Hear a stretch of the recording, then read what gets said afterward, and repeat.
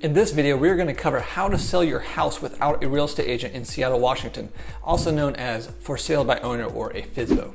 I'm going to cover some of the pros and cons of doing a for sale by owner, give you some tips on selling your house yourself, and then give you the 10 steps to guide you in the home selling process. I'm Christian Harris, the founder of the C-Town Real Estate Team here in Seattle. So let's get into this. So can you sell your house yourself without a realtor? Yes, you can. Can you remodel your house without hiring a general contractor? Sure. Can you represent yourself in court and not hire a lawyer? Yes, you can. Can you do your own taxes and not hire a CPA? Of course. But obviously these professions exist, including real estate agent, because there's a need for it. You're not paying for the information, you're paying for the expertise and the years of experience to guide you and help you not make expensive mistakes and to have the best experience possible. So full disclosure up front, I am a real estate agent and I do make my living helping people buy and sell real estate. So why am I doing a video on how to sell your house without a real estate agent? Because more than likely you're going to do what you're going to do anyways, and I want you to have accurate information so you can have a good experience and have the best results. I'm also hoping that once I share with you how much goes into the home selling process, that you'll realize hiring a real estate agent like me is well worth the cost. It will not only get you the best results, but also eliminate a ton of stress that you don't need to put on yourself. Now, when might a for sale by owner be a good option for someone? Well, for someone who has a lot of spare time on their hands, or someone who doesn't mind doing showings for buyers in the middle of the day or anytime they call, or whenever a buyer wants to see it, or perhaps for someone who has low equity in their house and can't afford the cost of hiring a real estate agent to help them and represent them in selling their house. Some of the biggest challenges for homeowners when they do a for sale by owner is going to be your pricing, marketing, and exposure, but the biggest risk is possibly leaving more money on the table than you save by not hiring an agent. More than likely, you're watching this video because you're a homeowner considering selling your house and wanting to save money by not paying a real estate agent to help you or represent you in selling that house, which is totally understandable. But what if you, by not hiring a real estate agent, someone who does this for a living, you don't know everything you need to do to attract the right buyer who's willing to pay the most money for your house? What if, in an attempt to save $10,000 by not hiring a real estate agent, you end up selling your house for $30,000 less because you as the homeowner don't have the experience and knowledge to price your house properly? As a result, a house can stay on the market for months and then builds a stigma when buyers look at it online and they think to themselves, why hasn't this house sold yet? There must be something wrong with it. So then you have to do a series of price reductions until you start getting interest and offers, and by that time the buyers have all the leverage. This is why the majority of for sale by owners eventually end up listing with a real estate agent. Had they initially hired the professional, they would have saved themselves time, energy, and money that instead they spent trying to do it themselves. An interesting statistic I came across, 80% of homeowners who sold their house themselves without using an agent sold for 11% less than comparable properties who did use an agent. To put a finer point on this, are you willing to do all the work yourself to try to save yourself 3% in agent commissions only to end up selling for 11% less than had you used an agent? So let me give you a pro tip at this point. If you're not familiar with how real estate commissions and compensation work, the seller is the one who pays the commission. Typically they'll offer 5% or 6%, whatever it is in your market, and then they'll cut that in half. So the listing agent will get paid half of that, then they'll offer the other half of it to the buyer's agent in order to bring a ready, willing, and able buyer. And this is paid at closing out of the seller proceeds. So if you do go the route of selling your house yourself and not hiring a listing agent, make sure you still offer a compensation or commission to the buyer's agent. 95% of all home buyers use real estate agents, and I know I, for one, don't like to work for free. So if you want to provide incentive for buyer's agents to actually show your house, make sure to offer them some sort of compensation. Now, whether or not a buyer's agent shows a house to their buyer based on the compensation being offered by the seller, I'm not making a conversation or ethical call on that. That's a whole nother conversation. I'm just saying people like to be compensated for the work they do. So I'd highly recommend offering a buyer's agent compensation. Homeowners will typically have more success selling their own house in a seller's market than they will in a buyer's market, because obviously there's more demand in a seller's market. Now, as of the recording of this in December of 2022, we've just come out of a hot seller's market, and technically it's still a seller's market, but it's definitely cooling off, and definitely seeing houses staying on the market longer and having to do more price reductions. So if you're going to brave it and you're going to sell your house yourself, here's 10 steps in the home selling process for you. Number one is going to be a curb appeal. You're going to want to fix up your house. You want a buyer to drive up to the house and have a great first impression of the property. So that means, cleaning up the outside, maybe do some landscaping. Ideally, if you're able to move out during the selling process, you can have your house staged. Statistically, staged houses sell for 3 to 10% more than unstaged houses do. So it's definitely worth the investment. If you are going to be living there, staging probably doesn't make sense, but you definitely want to declutter, maybe even hire a home decorator to come in and give you some ideas on how to rearrange your stuff, how to minimize, what's on the countertops, how to clear out, half of what's in your closets, make your closets feel bigger, maybe get rid of some big pieces of furniture that'll make your rooms feel bigger. So the curb appeal and showability is going to be a big factor in that first impression and how much a buyer is interested in your property at first glance.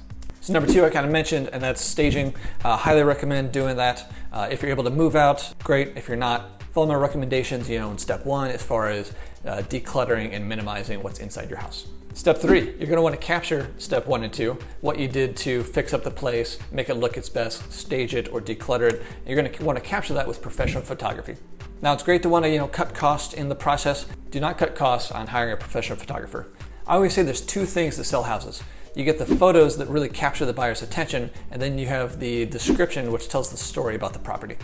And if you cut that corner and you're taking photos with your iPhone, it's going to make a massive difference. These photos here are some examples of pictures I took with my iPhone. Even if I was a great photographer, it's still not going to do what a professional photographer is going to be able to do to make it pop and really stand out and show your house the best.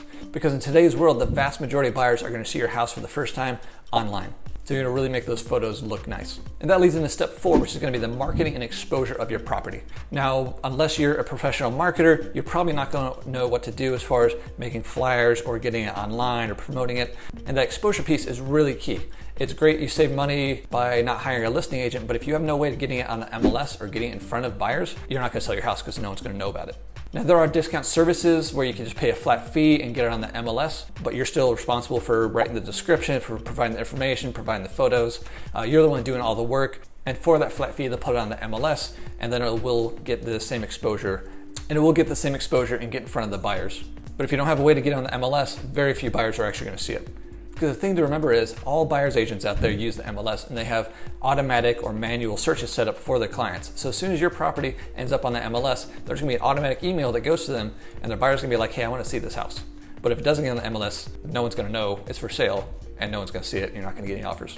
Step number 5 is a CMA. You want to get one of these. That stands for Comparable Market Analysis. This is essentially when a real estate agent uses their resources to research the comparable properties to your house and gives you an average or median price.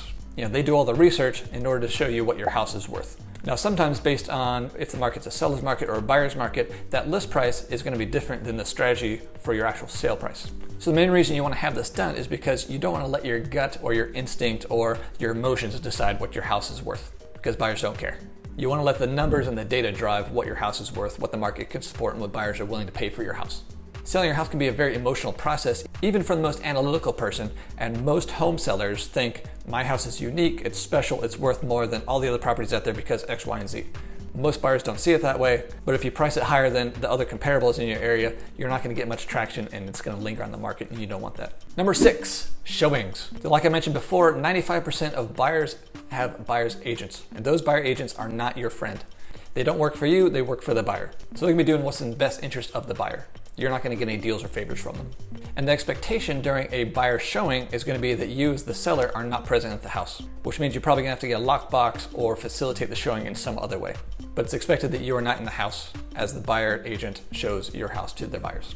Now I'm going to take a little pause right here, and I'm going to say if this video has been helpful, please give it a thumbs up, leave a comment below, let me know your thoughts or your questions. That would be very helpful. Also, if you are thinking about hiring a real estate agent but you're having trouble finding one in your area, message me and I'd be happy to connect you with one of my trusted referral partners around the country. I have over 3,000 of them. Anyway, back to our list. Point number 7, step number 7, negotiating with the buyer's agent. So at some point, if the offer isn't exactly what you want, you're gonna have to negotiate the terms back and forth in order to come to an agreement. Maybe that's not intimidating to you, maybe you're a great salesperson, maybe you understand contract law, but that's one of the things you're gonna have to do as the home seller if you're selling the house yourself. Step number 8, signing the real estate contract. So this is called a purchase and sale agreement in real estate. And if you understand legalese, it may not be a big deal, but if you don't, make sure you understand what you're signing. Because even if you don't have a real estate agent, you're still bound by what you're signing and agreeing to in that contract, which as the seller includes certain responsibilities, obligations, and due dates in the contract. Step number 9, inspections and appraisals. Typically, there's going to be a contingency for an inspection in that purchase and sale agreement. And you're going to have to allow the buyer to have an inspector come through the house and determine that the house is in the condition that is acceptable to them in order for them to move forward. Now, this is a get out of jail free card. They can back out at any point for any reason or no reason at all based on their inspection contingency. So you're going to want to have to know how to negotiate this. And then you have the appraisal. The appraisal is the buyer's lender hires an appraiser to make sure that the house they're buying is worth what they're lending on it. I think I said that right. Yeah. So that's another person who's going to be coming through the house after they have their inspection done. And the final step, step 10, is going to be your title and closing. So in a real estate transaction, there is the title agent and then there's the closing agent or escrow. Escrow is that neutral third party that makes sure that the terms of the contract are abided by both parties. They will not advise you, but they will make sure that both parties adhere to what is written in the contract. So to kind of summarize, as far as communication that you're going to be responsible for, you're going to have communication probably with the lender, with the appraiser, with title, with escrow, and obviously with the other agent, the buyer's agent. So you have to be able to keep all that straight. You're going to have to know what their roles are and give them what they need since you don't have an agent to do that on your behalf. So I hope this video is helpful. If you are going to sell your own house, best of luck. If you realize that that's just a little too much or you're not going to get the results that you're hoping for, or obviously give me a call if you're in Seattle. If you're not in the Seattle area, also happy to connect you with one of my trusted referral partners. Just let me know. Our contact info and any additional information is down in the description below. I'll see you in the next video.